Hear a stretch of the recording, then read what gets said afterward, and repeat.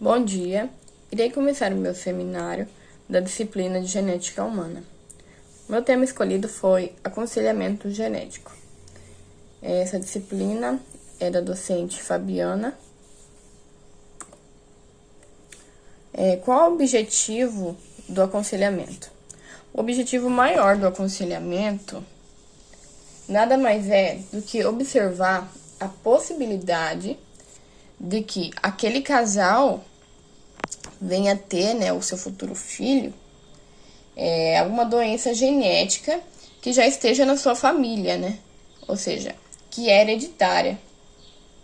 E essa doença, ela pode tanto estar somente no seu genótipo, A pessoa ser portador, ou no fenótipo, quando a pessoa é considerada doente.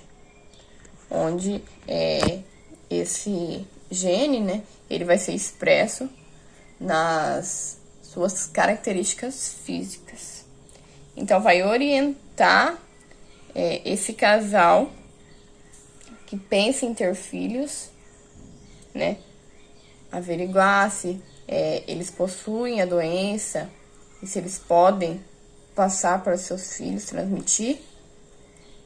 As consequências, que não são somente físicas, mas as consequências são tanto no casal, a família em si, e tanto para o bebê, Também são consequências emocionais, psicológicas e econômicas. Sobre as decisões a respeito do futuro reprodutivo de um casal,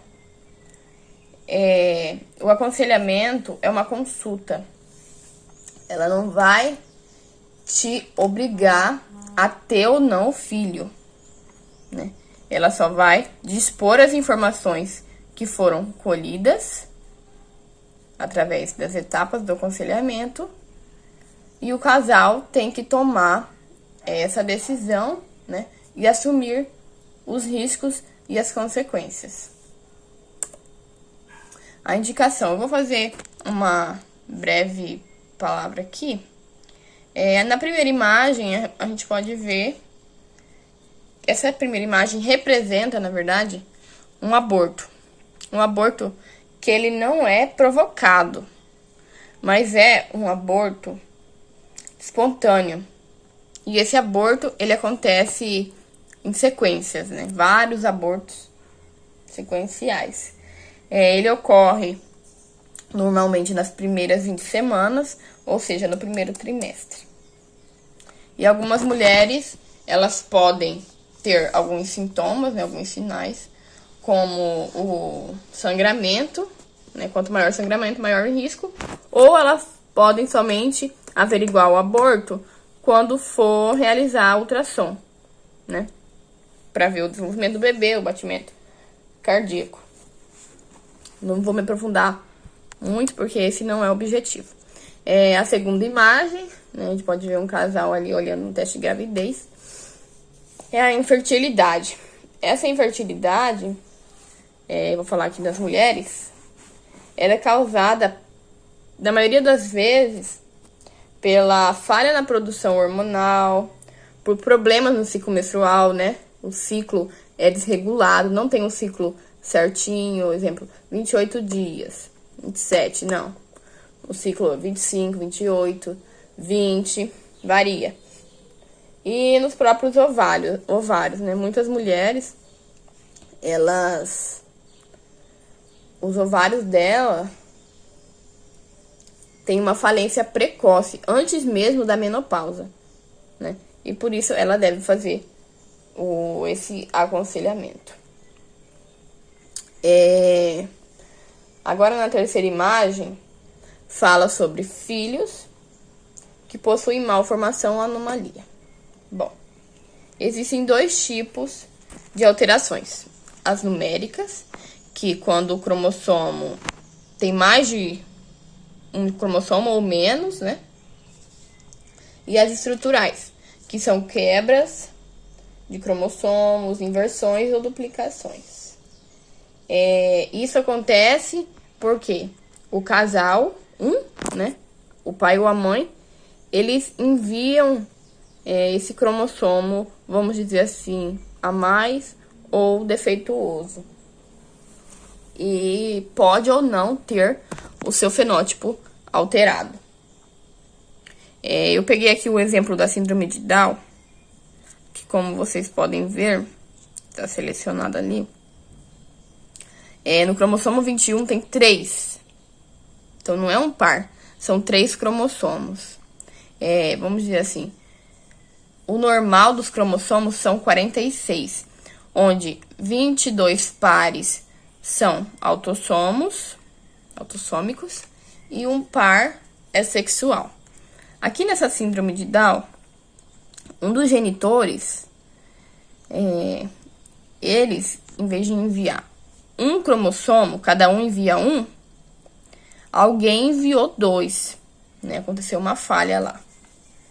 E aí causa essa síndrome. E essa daqui é uma das síndromes que existe de muitas.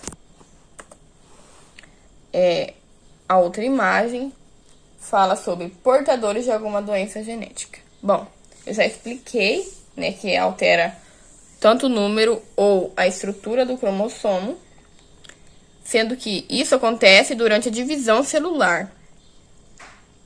E pode causar, né, doença, ou ser portador, ou até mesmo ser normal. Então, nessa imagem aqui, a gente pode ver que o pai, ele é portador da doença e a mãe é normal. Então, 50% nascerá normal e 50% ser portador da doença. E já se os dois, o casal, for portador da doença, 25 normal, 50 portador e 25 doente. Lembrando que, por exemplo, se os filhos que são portadores casarem com alguma outra mulher que é portadora, vai ter um risco maior, né? Vamos dizer assim, 100% de gerar um filho com uma doença genética, né? Então, é por isso que tem que se fazer o aconselhamento genético para ver os riscos, né, as consequências, as possibilidades que o casal terá. Na próxima imagem, fala sobre a idade avançada, né? Casal que querem gerar filhos em idade avançada. Bom, a chance de engravidar diminui drasticamente quando as mulheres querem gerar com seus próprios óvulos. Lembrando que há exceções. Na próxima imagem, são a união, a relação, o casamento consanguíneo. Ou seja, entre família, né, parentes. Normalmente acontece entre primos. Antigamente era visto mais, né, entre primos. Tenho casos na minha família, do meu avô, né, que casou com a prima dele. E a primeira filha, ela tinha, né, veio a óbito, uma deficiência na perna. Então, aqui, o pai, ele é normal, mas aí ele casa com uma mãe portadora. Ele tem 2 filhos, o filho normal e um filho que é portador. Beleza. Essa mãe tem um irmão, e esse irmão, né, como tem uma proximidade, né, o gene é praticamente, vamos dizer assim, não 100% idêntico, e ele também é portador. Esse irmão teve uma filha. E aí, esses filhos que são portadores vão se casar. Os primos se casam. Se unem, têm um relacionamento.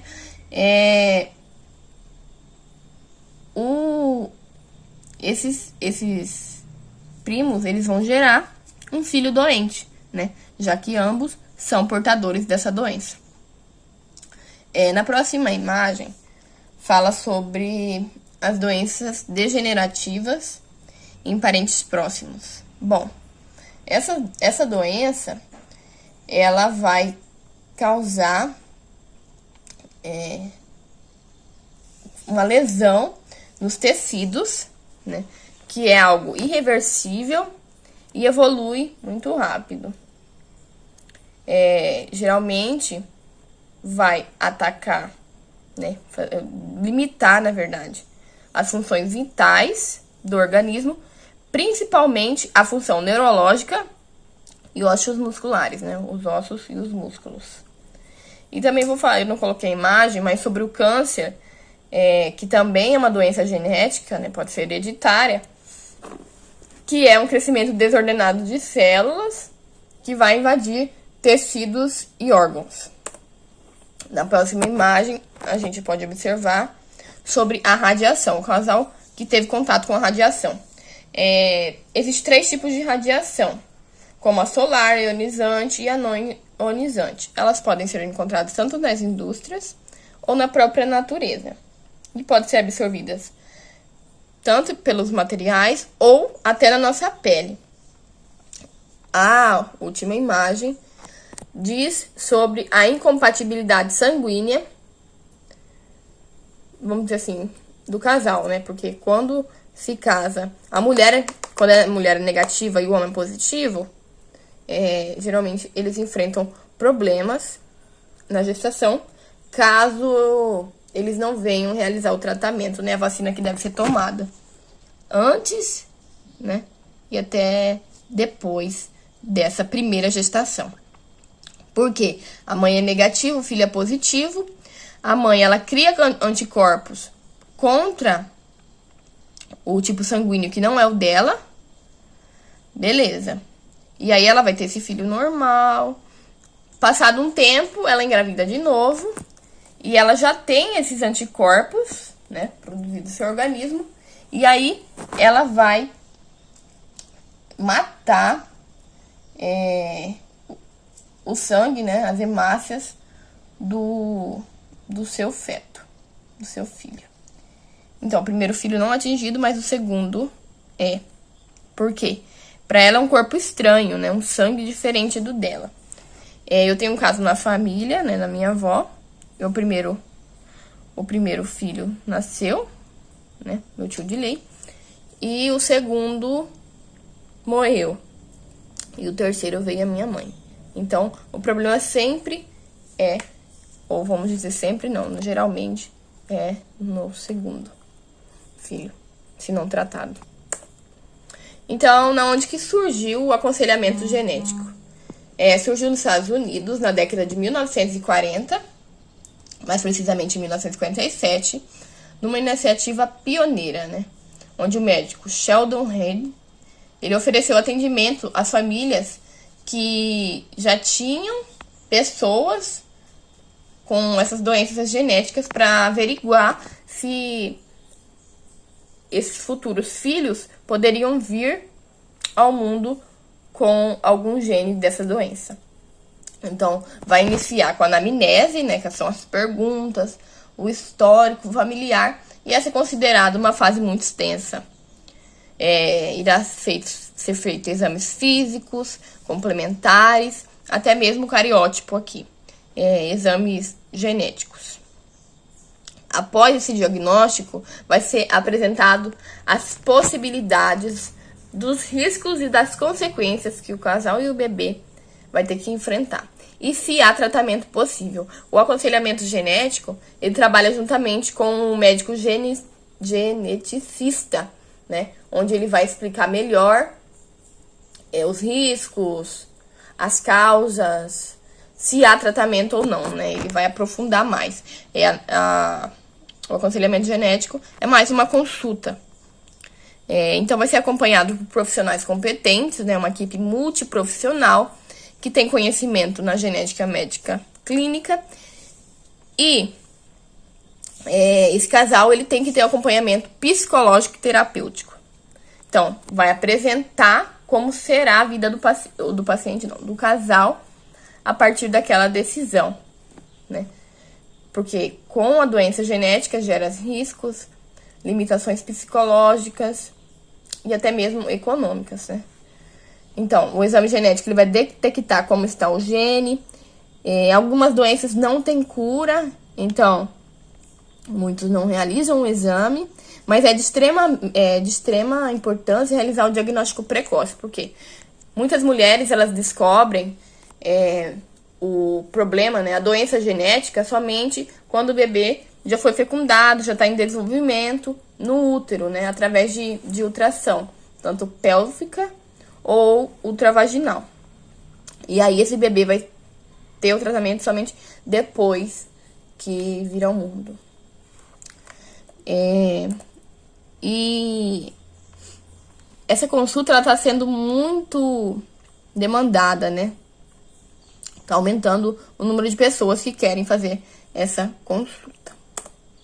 Os princípios éticos: respeitar as pessoas, as famílias, né? A verdade que vai ser dita, preservar a integridade da família, revelar por completo tudo que foi coletado, né? Todas as informações que vai ser relevante para a decisão da família, informar aos indivíduos a obrigação que eles têm de dizer aos parentes que eles possuem essa doença e que eles também podem gerar filhos com essas doenças genéticas, né? Já que tem um grau de parentesco. Então, e apresentar as informações. E informar também os status genéticos. As fases. As fases são divididas em 5 fases. A primeira fase nada mais ser do que estabelecimento e a confirmação do diagnóstico, né? Aqui, a equipe, né, tem que dizer que a doença genética não é a mesma coisa de uma doença não genética, né? Por quê? Ela é inata, ela é congênita, ela já nasce com o indivíduo.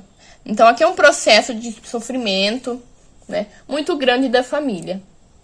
E aqui o profissional tem que interagir, tem que intervir nessa fase. A segunda fase é o cálculo dos riscos genéticos. Bom, aqui trabalha também, né, juntamente com o médico geneticista, como eu já disse. E aqui vai dizer por que gerou essa doença, a causa, qual o risco dessa doença e se pode ocorrer novamente e nas outras pessoas da família. Então, aqui gera também comunicação, depois do diagnóstico, do tratamento, do prognóstico, né, dizer a causa da doença, pode haver outros afetados na família. Então, isso que tem que ser comunicado com o casal. A decisão e a ação, né, que nada vai ser do que o casal decidir se eles vão ou não seguir em frente, né, com essa gestação. E a quinta fase é o segmento, né, que a equipe ela tem que acompanhar essa família durante e depois da gestação. Tem um acompanhamento adequado. E essas são as minhas referências. Eu coloquei em ordem alfabética, por isso que o acesso tá diferente um do outro. E essa foi a minha apresentação. Obrigada.